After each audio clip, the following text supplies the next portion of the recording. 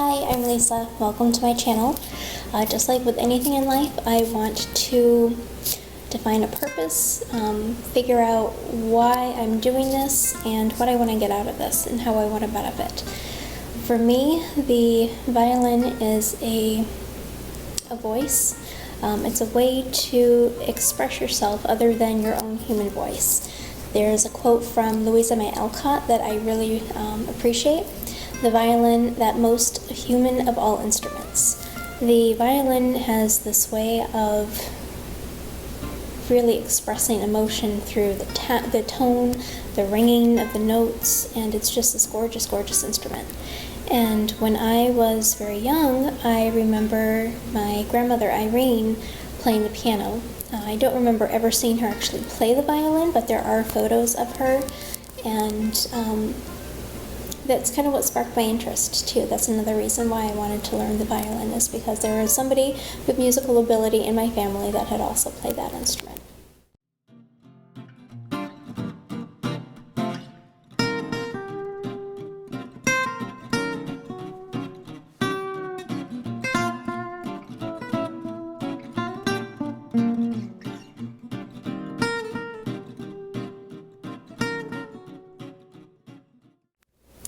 So another thing that I'm hoping to accomplish with this channel is to document and track my progress. I am learning as a first-time student of music as an adult. I've never had the opportunity for music education in my childhood, so this is really brand new to me, and it's something that is important to me to have a creative outlet.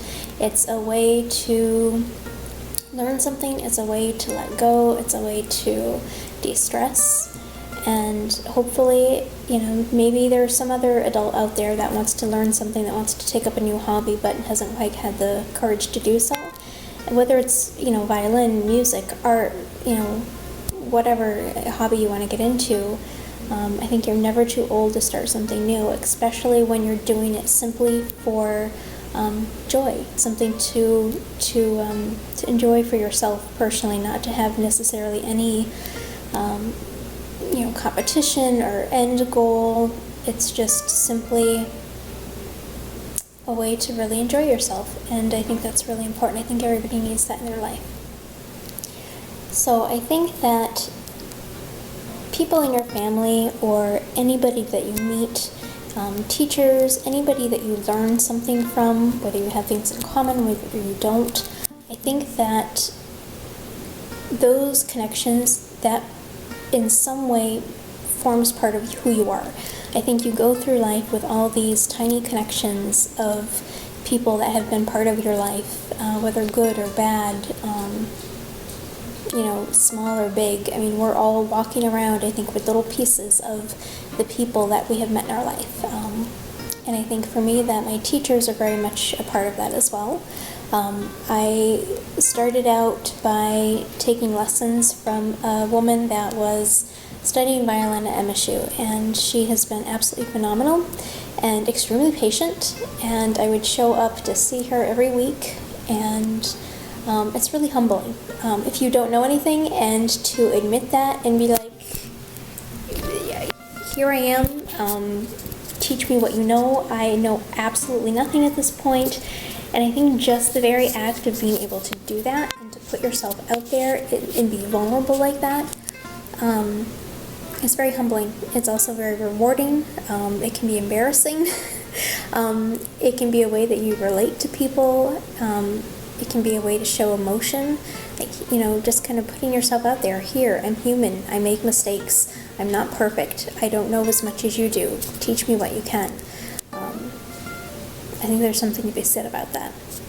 And my first teacher, she actually moved away, and I am studying under another teacher now who has been also very patient with me, and she has started me on the Suzuki books, and it's more of a structured approach, I think, to teaching, and being kind of the analytical person that I am, I think that it's something that's really working well for me.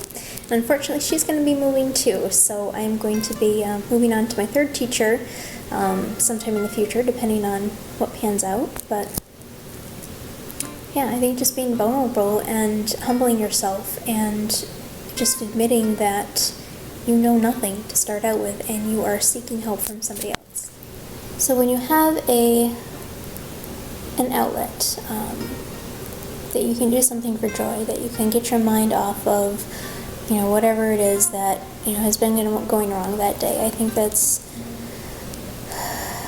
just a huge way to relieve stress. And, arts are done as therapy for many people, and I could certainly admit that I'm the happiest when I'm making something, when I'm creating something, when I'm doing, just for the act of doing it, and not necessarily having, any real expectation, and just seeing what happens. I think that's probably one of the most joyful things that you can do.